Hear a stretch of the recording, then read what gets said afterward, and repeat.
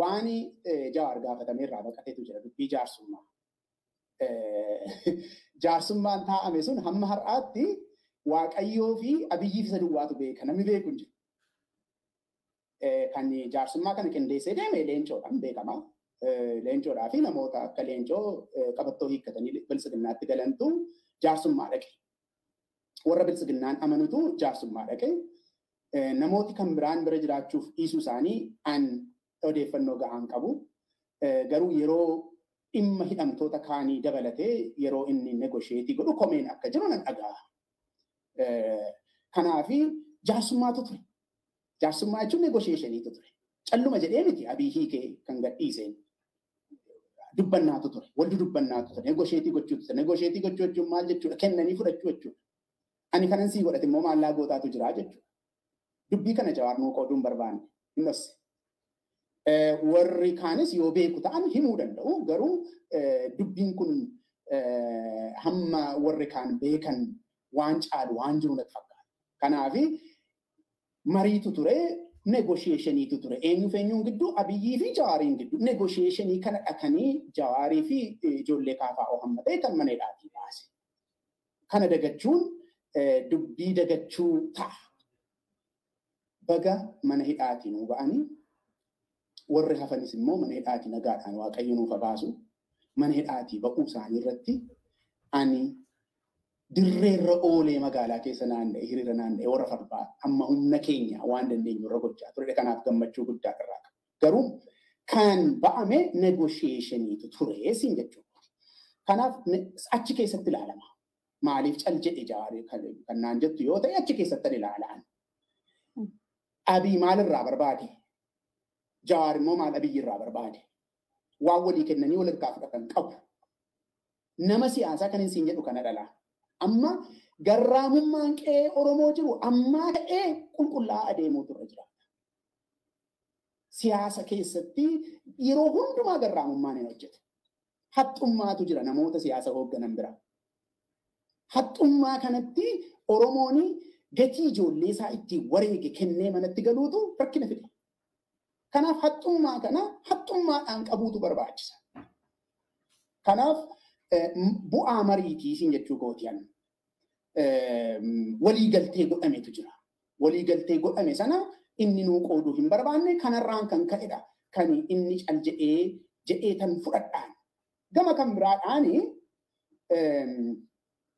wanti inni dhiyeessuu danda'u, wanti inni himachuu danda'u, wanti miijana kaasuu ani jira jedhee. Kan miijana kaasu anaanis uummata Oromoos kan amansiisuu danda'u Abiyyi wajjin maal negosheetii gootanii maal waliin dubbattaniitu ati maal kennitee fi immoo maal sii kennee achi keessa jirti sababiin Jawaar cal jedhee amma dubbata. Ayyoo gaaffiif deebii Jawaar ifa nuu godha jedhee kan yaadu tokko yaadrimee lola waliinii kan hin jedhu irra deddeebi'eetu dubbata. Yaadrimee kana yoo hiiknee ilaalle maal akka ergaa maalii akka Jawaar dabarfachuu barbaade kan irraa arginudha jedheetan yaada. Lola waliinii gaafa jettu waa'ee eenyu eessa dhaabbattee haasa'aa jirtaadha. Lola waliinii gaafa jettu. Kanin kana siin jedhuu fi ani Jawaariin gartuu Oromoo godheetan ilaala. Gartuu Oromootiin ilaala. Inni ani miti ofiina jedhu. Ani gartuu Oromootiin jedhaan. Gartuu Oromoo waan ta'eef wanta Oromoo keessa jiru Oromoo keessaa achi ba'ee ala dhaabbatee biyya Itoophiyaa keessa lola waliiniitu jira yoo inni naan jedhe isa akka inni jedhettitu ilaallaaf akka inni waa'ee Itoophiyaa kana ibsaa jiru jechuudha. Garuu lola waliinii gaafa jettu Oromiyaa keessa lolli waliinii maaltu jira? Maaloodha lolli waliinii kan jiru? Eenyuuf eenyu Oromiyaa keessatti kan wal lolaa jiru jalqaba? Sila jalqaba sii kaaseetti Oromiyaa keessatti kan jiru lola qofaa miti. Waan lolaan hidhatee ifa of baasee wanta biyya sana keessatti yeroo revolutionii magaalota gurguddaa keessatti waa'ee goolii diimaatii wajjin wal qabatanii ka'an inni bakka murtaa'aatti yoo ta'e malee wanta biyya sana keessatti raawwatamee beeku wanti miti wanta Oromiyaa keessatti ta'aa jiru. Wanta Oromiyaa keessatti ta'aa jiru lola waliinii kan nu jechisiisu miti. Yoo Oromoon kaabaa Oromoo kibbaatti lola fudhatee duuleedha ta'e lola waliin jedhaan Oromoo keessa dhaabbadheen ilaala laa. Oromoodhaaf hin dubbadhaa, Oromoo keessa dhaabbadheen ilaala. Yoo Oromoon lixaa Oromoo bahaatti, Oromoon bahaa Oromoo lixaatti yoo qawwee fudhatee duuleera ta'e yookaan humni Oromoo dhaabbate tokko gargar cabee walitti duulee lola kallattiidhaan walitti baneera, waraana walitti baneera yoo ta'e lola waliin jedhaan eeyyee lola waliin keessa jira Oromiyaaniin jedha. Oromiyaa keessatti kan ta'aa jiru kana miti. Akkan silasiin jedhee qaama humnaan aangoo mootummaa fudhate tokkotu jibba uummataa miidiyaa irratti erga lallabee booddee qabeenya biyyi sun qabdu hunduma fudhateetu duula banee. Duula banee maal godhee isan silasitti medha. Warra loluu dhaqee dirree waraanaatti lolee miti kan inni galu. Gujii dhaqeetu mana namaa loltuu itti naannessee mana jiraattota Oromoo mana qotee bultootaa itti naanna'ee gubeetu sirbee viidiyoo isaa immoo ilaalaa hin jedhe. Waan nuyi maaltu ta'ee laata Oromiyaa keessatti jennee amma deebinee haa wal gaafannu qabna. Itti naanna'anii sirbanii gubanii mana Oromoo qe'aa buqqisanii viidiyoo isaa immoo ilaalaa jedhanii nutti agarsiisan beeki. Wanti dhoksaan hin jiru. Tokkitti haa taatu viidiyoon argamte waan akkasii kana maleessa guutummaa Oromiyaa keessatti kanatu ta'e. Lixa Oromiyaatti kanatu ta'a. Wallagga lixaatti, Qellem Wallaggaatti, Wallagga Bahaatti, Horroo Guduruu Wallaggaatti kanatu ta'a. Jaarsaaf jaartii maanguddoo mucaan keessan qawwee fudhatee daggala dhaqee jedhanii balbala irratti ajjeesanii awwaala immoo akka isaan hin arganne godhaa ba'anii. Dargaggootas akkasuma godhaa ba'anii. Kun lola waliinii miti. Lola waliinii jechuun akkas miti. Ormatu Oromoo lafarraa duguuguudhaaf duularra jira. Kana hin dhosse Jawaar. Hin dhosse. Ormatu sirna nafxanyaatu Oromoo lafarraa duguuguudhaaf Oromoo irratti lola. Oromoon immoo waraana ofii qopheeffates haa ta'u hamma humna isaatii waan humna qabu hunduma qabsoo bilisummaa geggeessaa jira malee lola waliin irra miti kan inni jiru Oromoo. Qabsoo bilisummaa geggeessaa.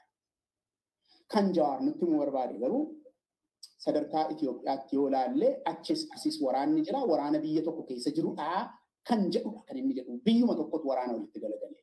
Kan Tigraayis yoo dandee lola waliin miti. Cubbuu ta'a sirrii miti. Lola waliin miti.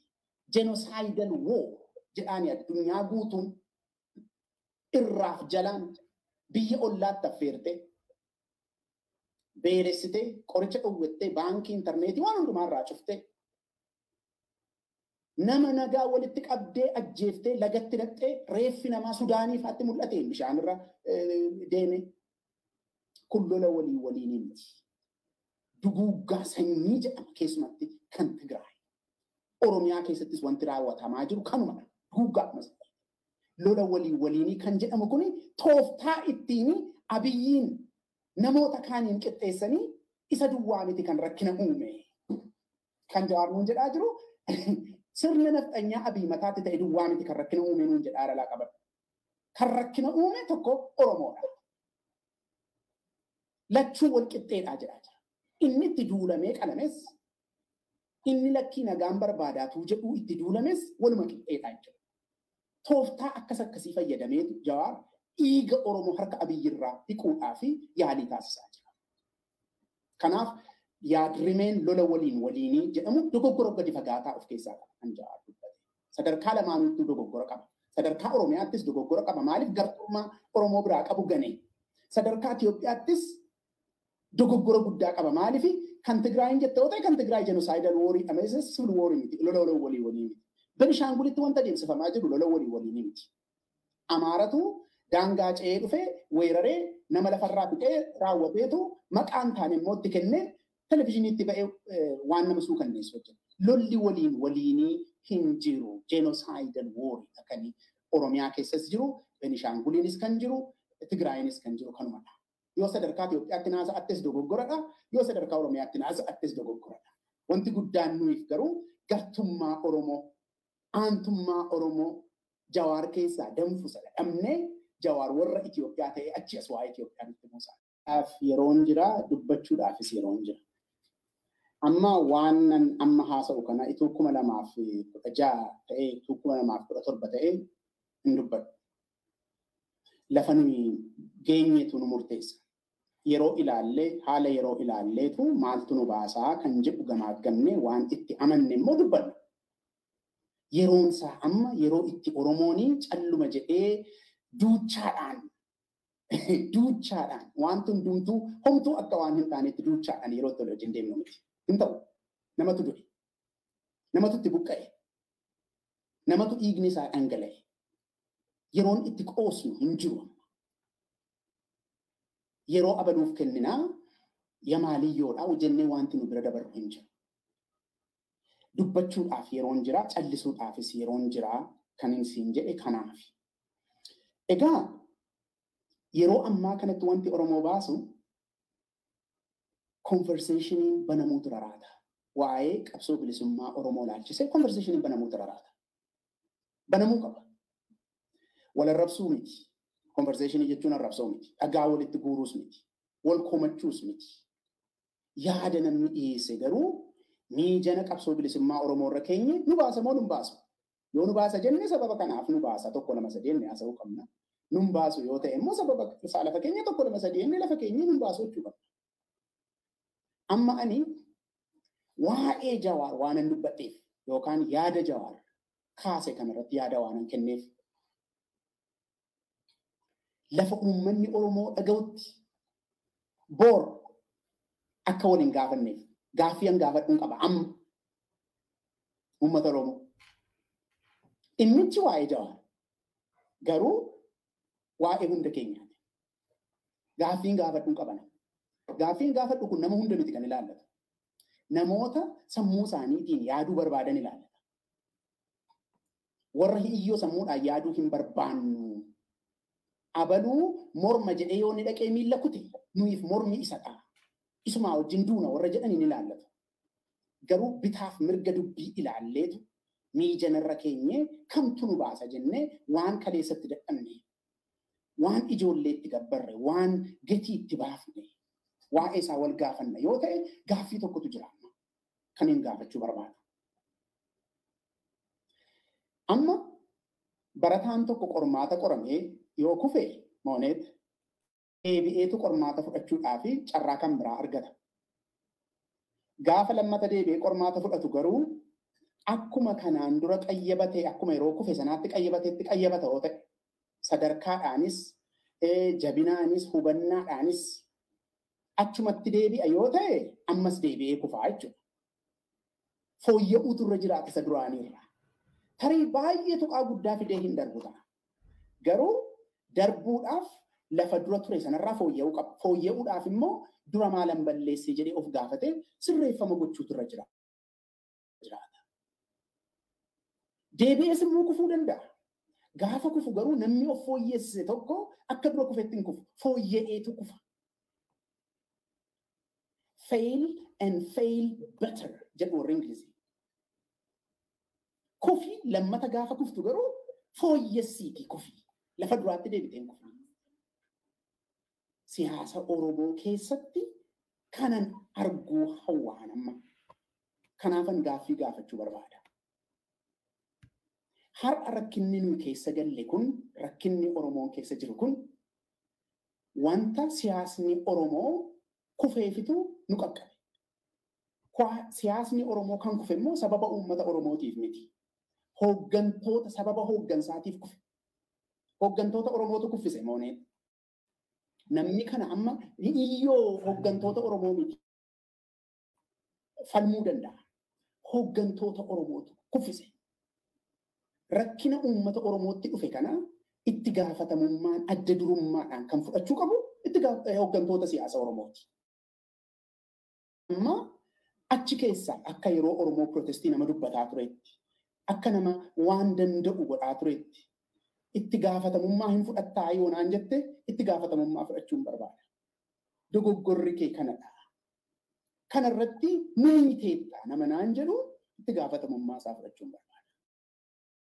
Amma sirba kan biraa ituu hin banin, ituu sirbinuu nyaatamne, sirba kan biraatti ituu hin galini, gaaffii ani siin jedhe sanan gaafadha amma. Gaaffii kuni akkuma sila siin jedhe nama hunda ni ilaallatu. Akka hooggantoota Oromoo keessaa nama tokkotti ani nama tokko duwwaatu hin ta'in adda durummaadhaan ga'ee guddaa qaba jedhee waan an gaafadhuuf. Jawaar kufaatii Oromoo irra ga'eef itti gaafatamummaa maalii fudhata? Moo itti gaafatamummaa hin qabu? Kufaatii Oromoo irra ga'eef itti gaafatamummaa maalii fudhachuu barbaada Jawaar? Waan kana gaafadhuuf hin qabana. Yoo mana hidhaa jiru barreeffama artiikilii tokko barreessee Addis Istaandaardii irratti natti fakkaata ergee maxxanfame irratti Jawaari itti gaafatamummaa kufaatii Oromoo irra ga'ee hireetu isa kaan hayyootaaf isa kaan maaliif hireetu ofii shadiida harka dhiqatee keessaa ba'ee gale.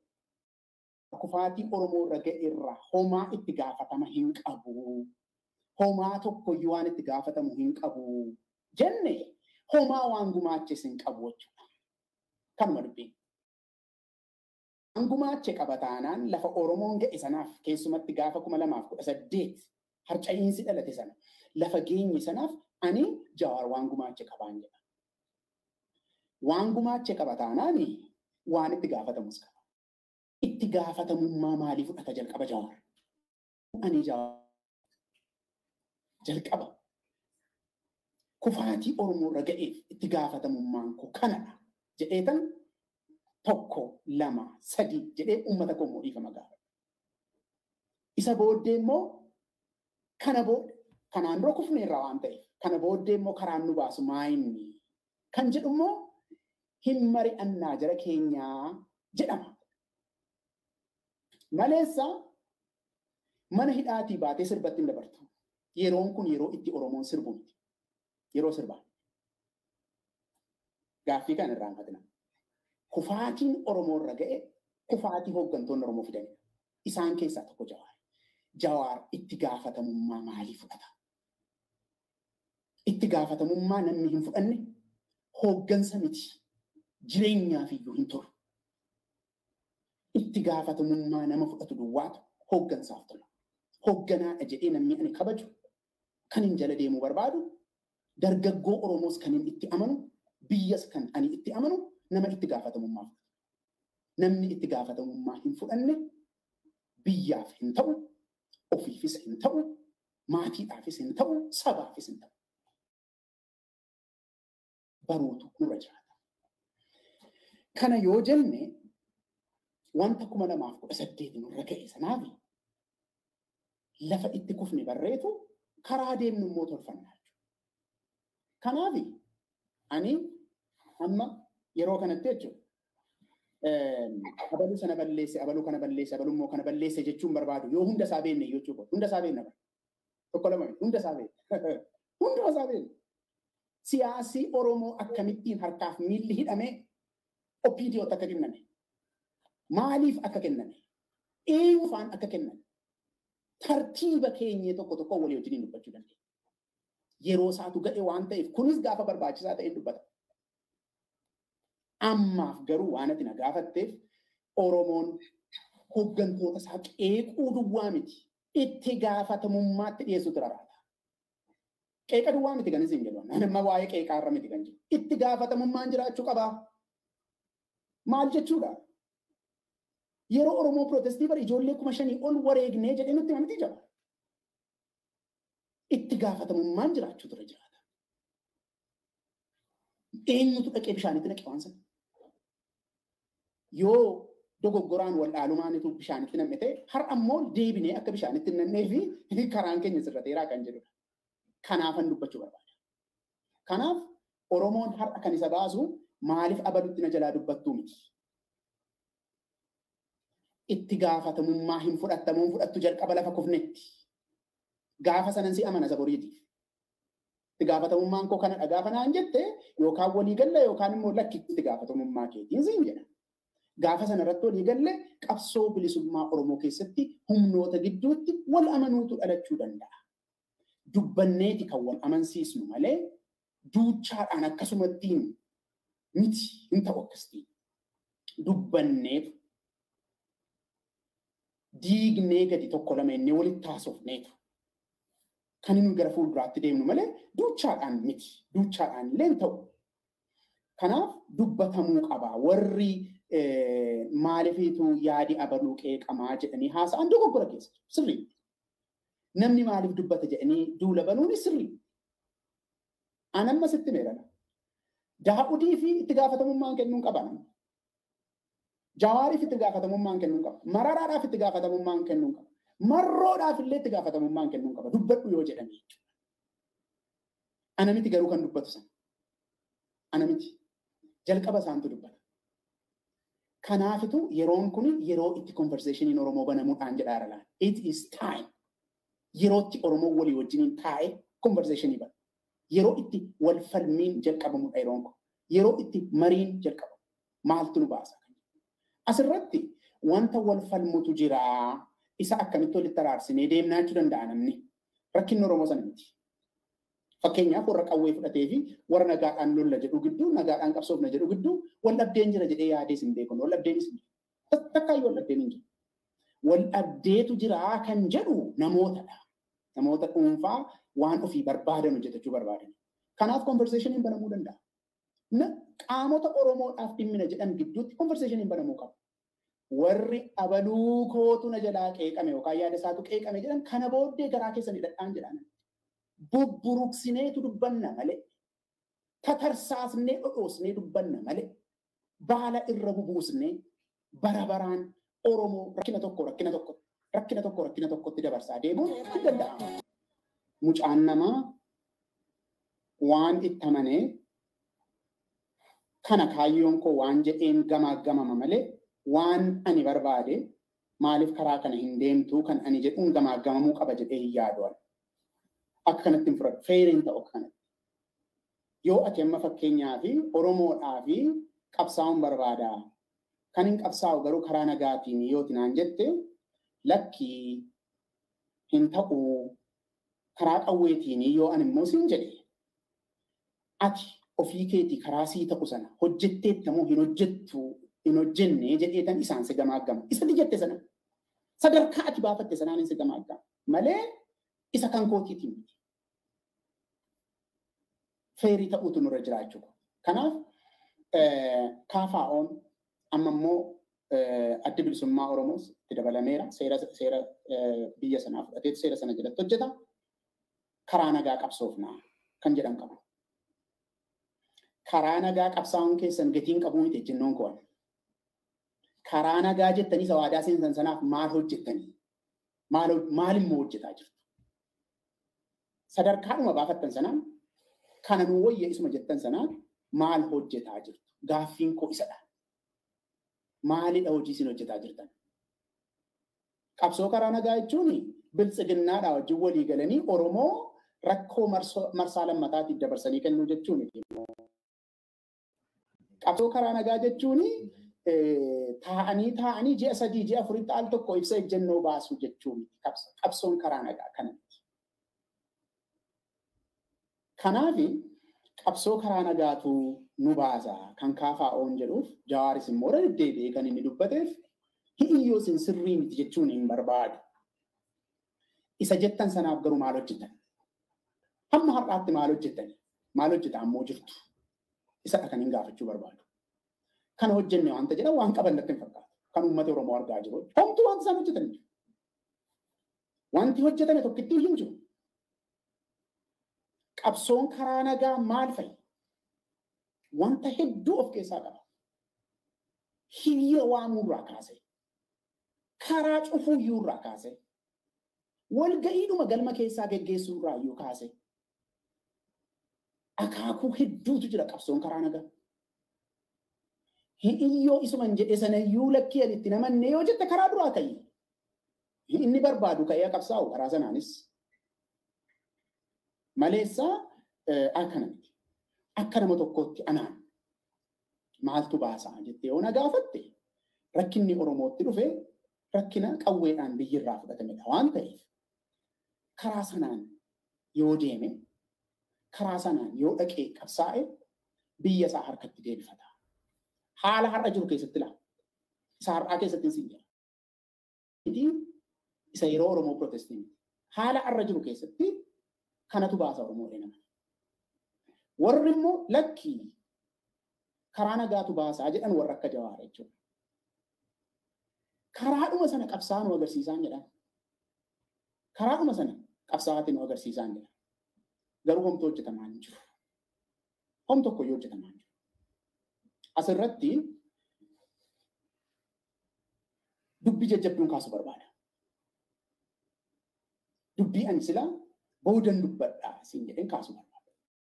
Dubbii qabsoo karaa nagaa jedhamu kana kan ittiin uummata joonjessinu kana kallattiidhaan dhimma Jawaariin ilaallatuun haasa'uu barbaada. Namoota kaafaa keessa jiran kallattiidhaan Jawaar qofa kan ilaallatuun dubbachuu barbaada.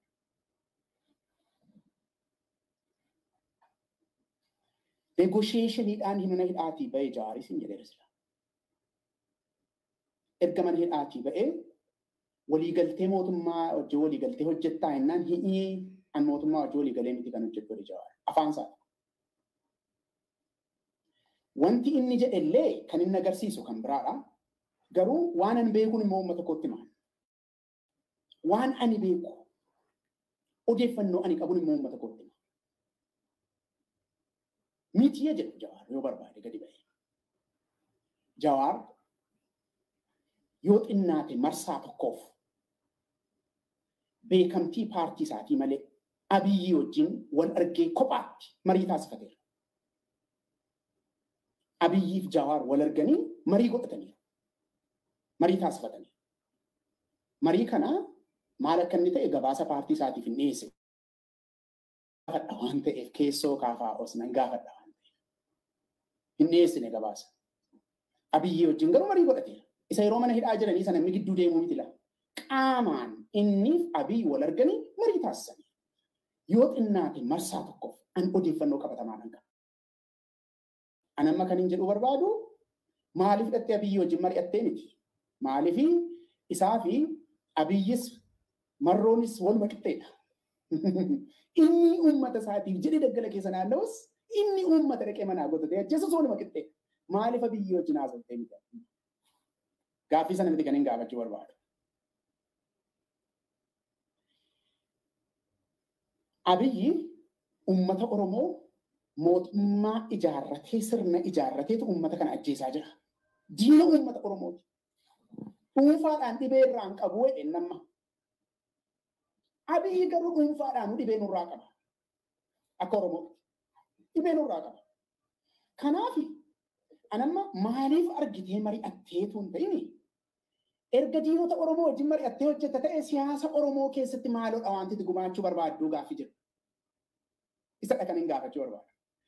Diinota Oromooti wajjin warra Oromoo halkaniif guyyaa qalanii wajjin mari'attee hojjetta yoo ta'e gumaachi ati qabsoo Oromootiif gootu maalidha? Siyaasi ati Oromoodhaaf hojjettu maalidha? Jedheen gaafachuu barbaada. Tokko kana. Lammaffaa ilaa marsaa tokko duwwaa Abiyyiin argeesin jedhaan irratti odeeffannoo qabatamaa qabuun sin jedhe laamoone. Tokkitti marsaa tokko wal arganii akka isaan mari'atan nan beeka. Kan biraa sila jalqaba irratti jalqabee kan hin gidduutti dhiisee ammas wanta haasa'uun nu barbaachisu jira. Ifaan ifatti amma sila siin jedheera. Ifatti yoo haasofne malee falliin dhufu. Ifatti dhugaa walitti dubbanneetu rakkina keenya himanneetu dhukkuba keenya irraa fayyina malee dhoksaadhaan wanti tokko hin jiru. Wanta lammaffaadhaan ammas waanan beekuuf namoonni baay'eenis immoo waan beekan kaasee ammas gaaffii gaafachuu barbaada. Maalifituu cal jedhee Jawaarii jettee wajjin waa wal qabatu dhagam tokko. Lammaffaa immoo maal kana ture isa jedhu wajjinis wal qabata. Sadaffaatti immoo harka Abiyyi irraa dhiiga Oromoo maaliif dhiquu barbaadee Jawaar isa jedhu wajjin wal qabata. Negotiation jechuun akkan sila siin jedhee waa kennanii waa fudhachuudha. Amma ejjennoo Jawaar si'a sadii geeddaramen kaasa dura. Isa booddeedhanii sababa isaa waan an beeku dubbadha jechuudha. Jalqaba gaafa biyyatti galu Jawaar. Abiyyi wajjin hojiin koo Abiyyitu nu baasaa OPGOtu nu baasaa. Kanaafi maanni hojiin kee jennaan Abiyyiin jalatti dombii qabaa jedhela. Jawaartu jedhe. Waan paablikii waan ta'eef jechuudha. Abiyyiin jalatti dombii qabuudha. Barcuma jalatti qabuudha hojiin koo. Akka barcumni sun jalaan tochooni jalatti qabuudha. Pozishinii jalqabaati. Kan biraa jecha fayyadames qaba. Ani inni shufeerii makiinaatii dheela. Waa'ee makiinaa waan dubbate qaba. Tarii yoo na gaafatte ta'e. Inni shufeerii makiinaatii ani immoo raddaatiidha. Habutaantii jedhu dambiloolloodha. Ani habutaantiidha shufeeriidha Abiyyi immoo. Yeroo sana yeroo Jawaar kana jedhu ijoolleen Oromoo Gujii lixaaf bahaatti, Wallagga lixaatti, Wallagga bahaatti, Qellem Wallaggaatti, Horroo Guduruu Wallaggaatti akka hoolaatti qalamaa yeroo Jawaar akkasuma jedhu. Kun ejjennoo jalqabaati. Ejjennoo lammaffaatu dhufe. Badii addanaan akka nafxanyaatti hojjechuu barbaada. Nafxanyaadhaa wajjiniin walii gallee akkan jedhutti hin deemtu taanaan badii addanaa jennaan Jawaar ejjennoo isaa jijjiirrateetu deebi'ee dhufee Oromoo bira dhaabbatee asicha haasa'uutti ka'e. Baga nagaan dhuftee kan jedhuun qabaan achirratti. Jawaar hidhamuun, ajjeechaan irratti yaalamuun, wanti garaagaraa irratti taasifamuun ejjennoo sana jijjiirrachuurraa wajjiniin kan wal qabatedha. Ejjennoo sadaffaatu dhalate immoo lafa duraa sanatti deebi'aa jira. Lafa isa yeroo 2018 sanatti deebi'aa jira. Sagalee ani gaaffii deebisaa keessaa dhaga'u kan inni laaffisee himataa jiru sanadha. Maalifituu Abiyyi wajjiniin hojjeta yookaan Abiyyi wajjiniin negosheetii godhaadha amma gaaffii. Fayyaalessummaa Oromoo kooti amma gaa lafa kaa'aa fayyaalessummaa waan jedhu dubbachuu barbaada. Bubburuqsinee walitti haasofneetu bira dabarraa irraa fayyina waan ta'eef. Namooti gaafa isaanii iddoo garaagaraa irraa keessumatti sooshaal miidiyaa irraa yeroo dubbatanii ashkarii Abiyyi ta'e Jawaarii jedhu. Jawaarii Abiyyi fituu hojii hojjetaa jedhu. Abiyyi Jawaarii ashkarii Abiyyi ta'eetu Abiyyiif hojjetaa jettee yaadda taanaani. Waa'ee siyaasa Oromoos kan Itoophiyaas Jawaar nama jedhamus badaa irraa hin beektu. Maaliifi Jawaarii ashkarii Abiyyi ta'ee gaafa jettu akkuma Taayyee Rigaa Kasalaafaa ashkarii isaa ta'ee hojjetaa jechuudha. Jawaar akkas ta'uu hin danda'u. Akkas ta'uu hin danda'u. Akka inni ta'uu danda'utu jira. Akka inni ta'uu danda'u kuni haxxummaa siyaasaatiin bu'aa buufachuudhaaf maaltu naaf ta'a akka nama tokkootti akka paartiitti miti akka nama tokkootti maaltu naaf ta'a kaalkuleeshinii jedhamudha. Jawaari Abiyyi jalattan dombii qabaa yeroo nuun jedhu haala Abiyyi mijeessee irra dhaabbateetu PLC kaampanoota nagadaa 23 ol banateera Jawaar. Kaampanii nagadaa 23 ol banateera Jawaar. Gaafa hidhamu kaampanoota kana dhiiseetu hidhame. Akkuma argitanii dookumentii mana murtii irrattis gaafa dhiyaatu kaampanoonni sun tarreeffamanii dhiyaatanii. Kanas maaliif banatee miti? Maaliif banachuu dhaqaa? Akkamittiin namni siyaasaa horii horachuudhaaf sochii socho'aa miti. Kanas siyaasa akkatti hojjetamu beektu jechuudha. Kana gaafatta yoo ta'e. Wanti ani jedhaa jiru har'a PLC kee guddifachuudhaaf waa sii kenneera inni waan ta'eef Oromoo deebistee marsaa kan biraadhaaf Abiyyitu nu baasaa kottaa makiinaa kara booddeetiin gotonnaa jechuun cubbuu guddaadha. Cubbuu isa Abiyyi nurratti hojjete caalaa isa kanatu caalaa anaaf. Jawaar PLC isaa banatee 23 banatee biizines empaayirii ijaaraa ina laammaa. Oromoon dhiigee, Oromoon ajjeefamee, Oromoon tumame waa'ee kanaan. Waa'ee kanaan haasofne bare gaaffii deebisaa. Wanti inni hojjetaa jiru kan inni hin dubbachuu hin barbaanne. Namoonni baay'een kan beekan. Namoonni Jawaaritti dhiyaatanis kan Jawaaritti hin dhiyaannes qabatamaatti kan beekani Jawaar Abiyyi haala mijeessee fi PLC baay'ee banateetu daldala. Daldala sana biizines empaayirii godhee guddifatee babal'ifatee hamma Abiyyi aangoorra jirutti horii ittiin horatee gaafa Abiyyi dadhabe immoo anatu itti ba'aa. Kanadha yaadichi. Anatu walitti ba'aa boru. Kanaafidha siyaasa Oromoo ganee siyaasa Oromoo lafatti dhiisee nama Itoophiyaa ta'ee achas nutti deebi'ee nutti dubbachuun Jawaari kanaafidha. Maaliif yoonaan jette har'a wanti hojjechuu danda'u kanadhaa jedhee lafa kaa'ateera. Kanaafi yoo waa'ee daldalaa haasofna ta'e jara keenya Oromoon hundumtuu daldalee nuufa soorumu gammachuu guddaadha kun.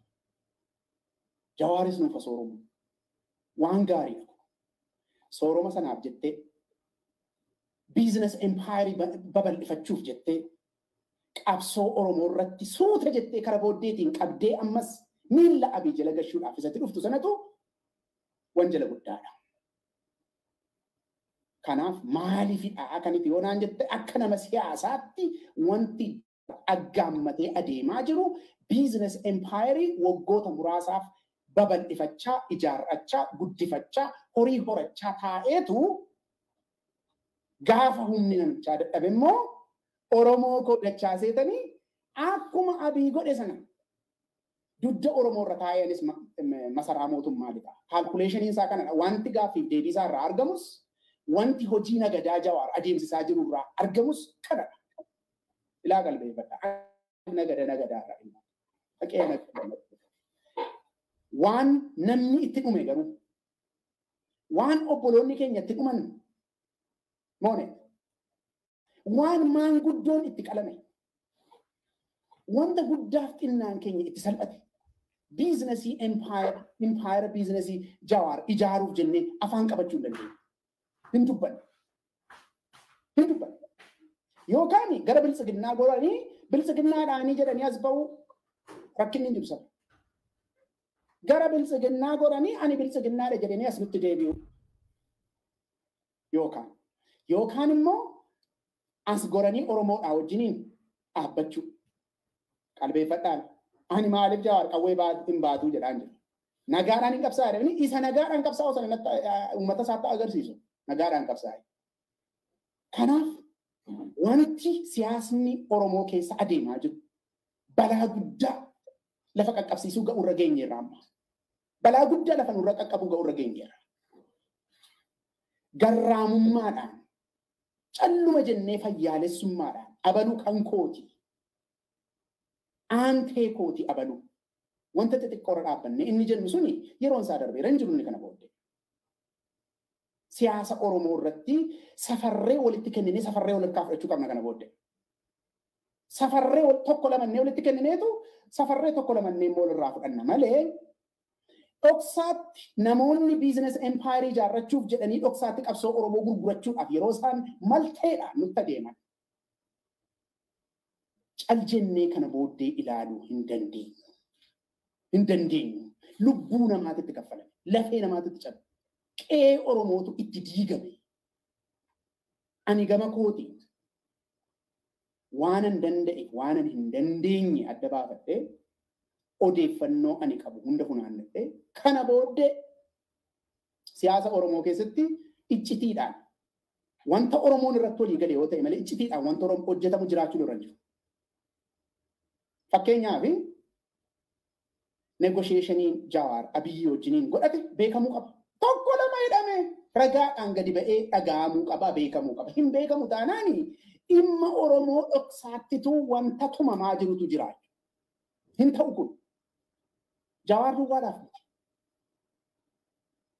maree dhaqa taanaan mararaan maal akka mari'ate nutti himuu qaba. Paartii isaa duwwaattitu hin ta'e nutti himuu qaba. Marroonis maree dhaqa taanaan uummata Oromoolaa waa'ee kee ilaalchisee waa'ee kanaa mari'adheera jechuutu irra jiraata. Paartileen Oromoo hundumtuu walii galanii uummanni Oromoo karaa beekuu danda'uun beekee hadhokatu kun jennee waa walii gallu yoo ta'e irraa kan hafe kophaatti keessumatti nama dhuunfaa tokkotti kenninee wanti nu teenyu jiraachuu hin danda'u kana booddee. Daldaltoonni kophaatti ba'anii daldala isaaniitti galu. Warri Oromoodhaaf hojjenna jedhan immoo kophaatti ba'anii harka wal qabatanii Oromoodhaaf hojjechuu. Kana booddee inni baala walirra bubuusnu dubbii Oromoo dhoksaatti gaafa gurguramu boor Oromoo walitti ba'a. Hin milkaa'a jennee inni nu bulfannu kana booddee jiraata. Wanti Jawaar gaafatamee jedhe dogoggora guddaadha. Wanti inni jedhe maa inni isin akka kaafaa'ootti hirmaannu jettaniittu jennaani hin hirmaannu hin jenne dogoggoradha. Haal duree keenya haal dureen keenya tokko waraanni dhaabbachuu qaba. Sirriidha. Kun dogoggorama. Waraanni dhaabbachuu qaba. Lammaffaa namni hundumtuu hirmaachuu qaba. Kunis sirriidha. Wanta dogoggora qabuun qabuunis.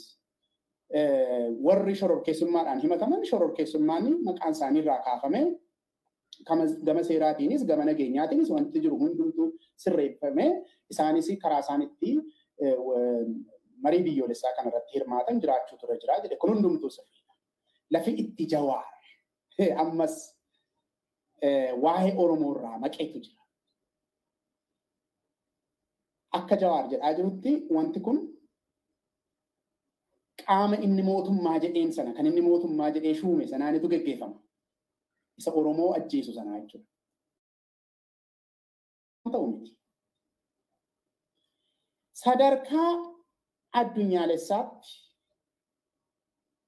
sadarkaa mootummoota gamtoomaniitti yoo qindaa'e irraa kan hafe inni amma Jawaarii nama siyaasaa ta'uu dhiisee jaarsa biyyaan ta'a jedhu suni inni taphadha ga'isuudha.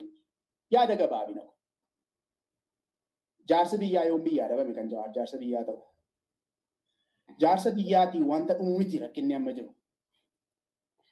Jaarsa biyyaatu dhufee fixa miti. Atis dhiisii jedhamee wanta dhumu miti. Waa'een biyya keenyaadha. Maaliif amanneetu ganamne. Warra diinaa duwwaa miti kan hin siinye. Warrumta Oromoo bakka buuna jedhanii waa'ee Oromoo dabarsanii kennaniitu Oromoo rakkinatti deebi'ee galee. Kanaaf hooggansa eenyuu jalatti adeemsifama. Sanan didee Jawaar dubbachuu. Eenyutu hooggana? Koomishinii bilisiginnaan ijaarrate moo? Hirmaachisaa ta'uutu irra turee jedhe. Hirmaachisaa ta'uu dhiisee si'a kuma tokko yoo hirmaachisaa ta'e koomishinii bilisiginnaadhaan hoogganamu nama walitti qabuu hin danda'u. Rakkoo Oromoo furuu hin danda'u, rakkoo Tigraayis furuu hin danda'u, rakkoo biyya sana kamiiniyyuu furuu hin danda'u. Eenyutu hooggana? Dubbii furtuun kan jiru jechuudha. Eenyutu walitti qaba? Eenyudha kana amanamummaa qabu? Eenyu? Siyaasa Itoophiyaa keessatti mooneet ani nama hundumaa wajjin hojjechuu hin danda'a inni jedhamu kuni inni yaada gabaabina sirrii miti. Gartuun kee beekamaa ta'uu tararaata. Dubbiin giddugaleessa ani gidduun dhaabbadha. Siyaasni giddugaleessaa caccabee daakamee daakuu ta'ee boollatti gadi naqateera hin jiru siyaasa giddugaleessaa. Siyaasa giddugaleessaa silaa kan taphataa ture tokko kaafaa hora beeki. Siyaasi giddugaleessaa awwaalamuu isaatiif. Siyaasni gamaaf gamana gidduu dhaabbadheetanii hojjedhaa kan jedhamuuf awwaalamuu isaatiif milikkiti tokko KFO'n waajjirri isaa cufamee hooggantoonni isaa maneedhaatti gashabuu isaati. Yaan nama hundumaa wajjin hojjedha dubbiin jedhamu kuni yaada gabaabinadha. Namni si wajjin hojjetu hin jiru. Gartuun kee eenyu jalqabate? Gartuudhaan deemaa jira dubbiin biyya sana. Duruma yoo akkasuma amma immoo qolaa ba'e. Gartuu eenyu taate nutti himi. Gartuu Oromooti yoo taate ifa baasee dubbadhu. Gartuu Oromoo miti yoo jette immoo gartuu kee himadhu. Kanuma. Gaafa gartuu kee himatte namni gartuu kee ilaaleetu yookaan si kabajaa yookaan si tuffata. Inni gidduu naanna'anii ani abaluu wajjinis Dabratsiyooniinis Marroosi Abiyyiinis nama hundumaa wal qixxeessite wanjalanyaa lubbuu namaa baasee dhiigaan harkisaa qacamaallaqee wajjiniin nama hunda wal qixxeessite kaa'uu dhuftu kuni suma wajjin yoo ta'e maleessa namoota kaanii wajjin wal qixxee taa'uu hin danda'u. Kanaaf yaadni dogoggoraa guddaan jiru eenyutu hooggana isa jedhu Jawaar irraa baqachuu isaati. Kanaaf dogoggora guddaadha isin jechuu kootiin hojjetu. Jawaar ittiin ergaa isaa himatee achirra jira. Natti fakkaata Oromoo kootiifis hamma ta'e galeera. Dubbii ijoonii ergaan Jawaar dabarfachuu achirra jirti. Makiinaanii rarra'eetu goom'aan lama bowwaara rarra'ee goom'aan lama immoo dugda duubatti hafeetu dhaabbate. Yoo walii gallee wal gargaaree dugda duubatti gotonnee waan garaagaraa goonee hambisuu dandeenya. Shufeeriin konkolaataa kana dhaqee achiin ga'e itti gaafatamas hin qabu. Achirraas hin buufamu la shufeeriin sun. Achirraas hin buufamu achumarra ta'a. Seera biyya kamiin keessayyuu yoo dhatte namni yakka akkasii hojjete jalqaba irraa fuudhamee mana hidhaa gala. Konkolaataadhuma inni jedhee jechuu kooti. Jalqaba irraa fuudhamee mana hidhaa gala shufeeriin sun. Makiinaan sun barii fakkeenyuma inni kenne keessaa makiinaan sun nagaadhumaan miti kan dhaqee bo'aa sanarra ga'e. Nama meeqa qabeenya meeqa caccabsaa nama meeqa walitti rukutaa dhaqee achi ga'e bara. Kanaaf Fireeniin qabameetu achirraa dhaabbatee riversii godhamuu qabaa shufeericha gargaaree duubatti deebifnaa. Maal nuun jedhaa jira Jawaar? Ifa galaadha bara. Abiyyitti hin dubbatina. Abiyyi akkuma hoogganaa ta'etti hooggansa isaarra taa'aa. Kanumadha waa'ee Itoophiyaa oolchuutti deebi'a garuu mootummaa kan jedhee inni hime sana sirna nafxanyaa Abiy Ahmed oolchuudhaaf hojii hojjechuudhaaf mareedhaan sagantaa baafateetu dhufe Jawaar. Ragaan isaa kana dhala. Negotiationii godhatanii siin jedheera laasilaan. Marii godhatanii siin jedheera. Sagantaa baasaniitu yoom yoo dubbate wayyaa. Akkamitti yoo dubbate wayyaa. Dubbatee raawwatee immoo maal haa godhu kan jedhamu sagantaa baafatanii inni sun Abiy isaaf waan godhu godheefi inni kun immoo isa kana godhaaf jechuudha. Maaliifi Oromoon dhaggeeffachuu danda'a waan ta'eefi dhaggeeffatee sirni kuni yakkisaa sirraanfatame. Namoota akka Hacaaluu hirraanfanneetti dhiifneetti gaafatamummaan isaa hafee dhaloonni Hacaaluudhaa wajjiniin dhume sun itti gaafatamummaan isaa hafee Jawaar nagaadhaan taa'ee biizinesi empaayirii isaa hojjetatee gaafa yeroon isaa ga'u akka inni immoo gaa'e biyya Itoophiyaa yoo oolteef akka inni achirra taa'uu fi afaan qabannee teenyaa jechuudha. Akkasidha ergaa inni dabarse. Nagaadha amma wanti hundumtu. Homaa rakkinni jiru. Akka inni jedhamu. Kanaaf konkolaataan kuni fakkeenyi manni kenne yoo fudhatte yakkamaadha shufeeriin sun irraa bu'ee mana hidhaa gala. Konkolaataa sana oolchuun hin danda'ama yoo ta'e ilaalameetu qoratameetu ogeessonni hamamaniitu waan ta'u ta'a. Dugda duubaan gotonnaa kottaa'edha. Dura ani abutaantiidhaa jedha miti raddaatiidhaa jedha dura amma gotottuun ta'a isinis kottaa naa wajjin gototaa kara dugda duubaatiin makiinaa goton Abiyyiin aangoo irratti hambisuudhaaf jechuudha. Waan itti sii dabala waa'ee kanaa ragaa tokko waan kaafteef jechuu kooti. Keessoo kaafaa'ootti wanta ta'e wanta dubbatamedha. Warri kaafaa'oo sirrii miti jechuu danda'u gadi ba'anii. Angaruu koree hojii raawwachiiftuu isaanii irratti qorannoodha jedhee wanta Jawaar dhiyeesseen dubbadha ammammoo. Bakka deemtanii dubbataa turtan maqaa paartii kanaatiin gabaasa nuu godhaa jennaan inniif Mararaan waan dhiyeessan qabu turani. Jawaari waa'ee ji'oopolitiksii gaafa Afrikaa kaaseetu dubbate. Waa'ee ji'oopolitiksii gaafa Afrikaa kana keessatti hiriirfamni humnoota siyaasaa iddoon isaa jijjiirameera kan jedhu kaaseetu hime. Warri kanaan dura Abiyyiin lolaa turanii deebisanii isaa wajjin firoomaniiru. Warri fira isaa turan immoo deebi'anii diinatti ta'aniiru. Kanaaf iddoon humnoonni garaagaraa dhaabbatan gaafa Afrikaa keessatti jijjiirameera. Waa'ee Eertiraa kanas kaasee waa'ee Eertiraan dubbadha namarraa. Maaliif dhimma koo waa'een koo waa'ee Oromooti. Waa'een koo waa'ee Oromiyaati. Nun galchuu miti nu galcha. Garuu gaafa manni keenya toletu isarrattis milkoofna. Ituu mana keessatti waliin galini wanti nu ittiin milkoofnu hin jiru waan naannoo keenya jiru. Kanaaf waa'ee Eertiraa kaasee, waa'ee Tigraay kaasee, waa'ee naannoo Amaaraa kaasee qaaccessan dhiyeessa waa'ee ji'oopolitiksii gaafa Afrikaa jedhee waan dhiyeesse qaba koree hojii raawwachiiftuuti. Jijjiirama dhufe ji'oopolitiksii kanarratti jijjiirama dhalate irratti mootummaan inni jedhu suni jechuudha. Mootummaan isaa suni danqama keessa galee jira. Danqama keessa galee waan inni jiruu fi egaa as keessatti qoonni keenya maal ta'a jettanii yaaddu kan jedhu bifa gaaffiitiin koree hojii raawwachiiftuu KFO'tii fi dhiyeesseera Jawaar. Kana koreen hojii raawwachiiftuu KFO miti jechuudha. Garuu kun waan qabatamaa. Gargaaruu qabnaa isa jedhu afaan isaatii baafachuu manna.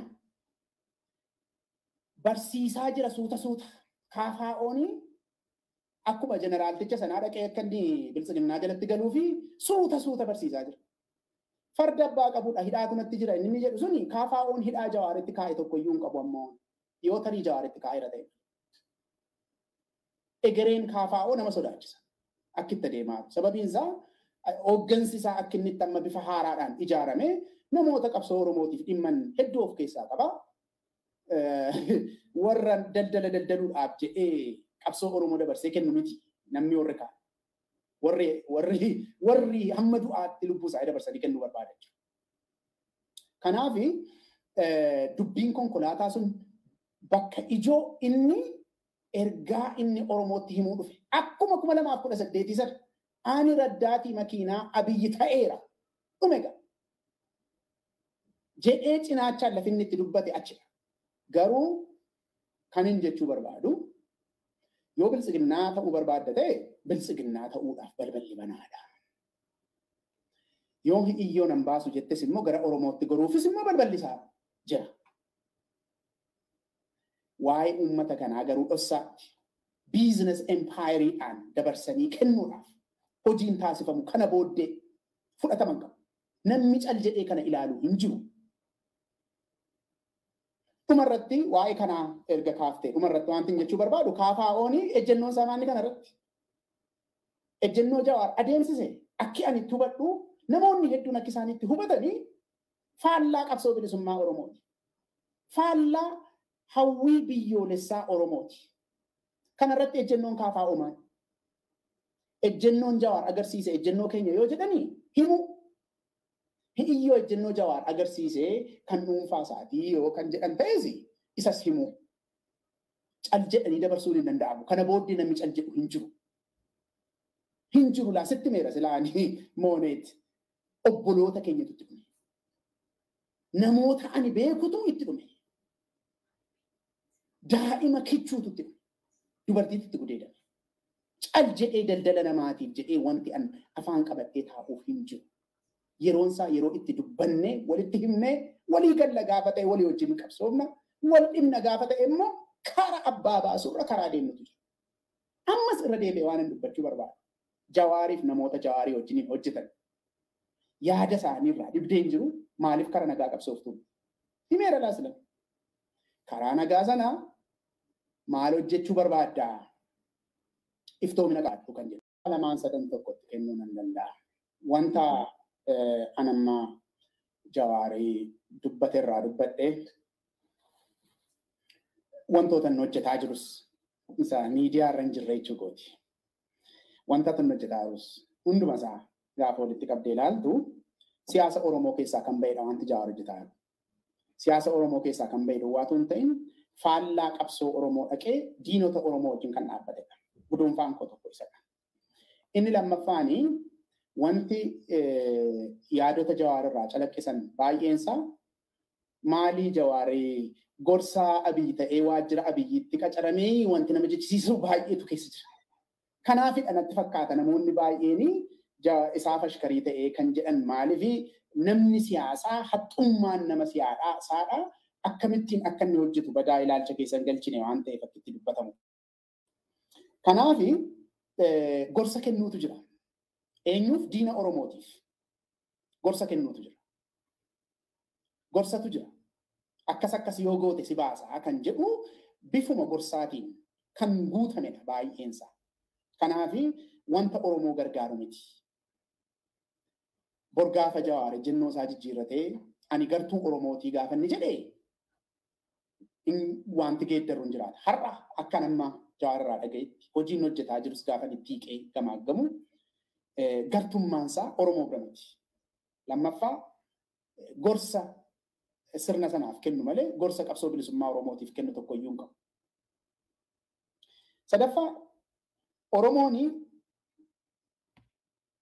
mala ofii malachuu malee bakka ga'e ilaalee gadi fageenyaaf guddinaaf bal'ina rakkina isaa ilaalee fala ofii kaawwachuu hooggansa ofii gaaffiitti dhiyeessee na hoogganuu dandeessa moo hin dandeessu jedhee gaafatee fuulduratti deemuu malee namoota waggaa 3 keessatti ejjennoo isaanii si'a 3 geeddaramu kan akka Jawaarii wajjiniin yeroo isaa fixuun irra jiran natti fakkaata. Yeroo isaa fixuun irra jiru. Kanaaf jijjiirama ejjennoo kanatu baay'ata achi keessa.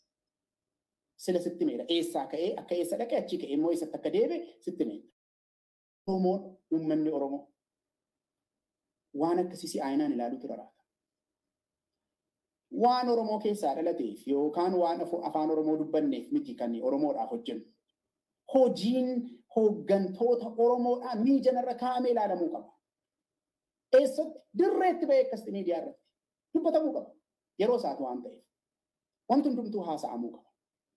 Sakatta'amee irratti wal falmiin gaggeeffamuu qaba.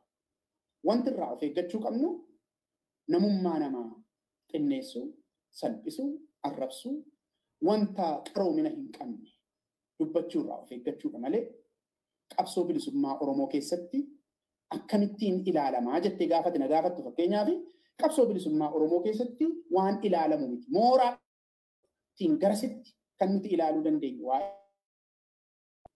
Kanaaf wantoota kana sadan akka guduunfaatti dhiyeessuu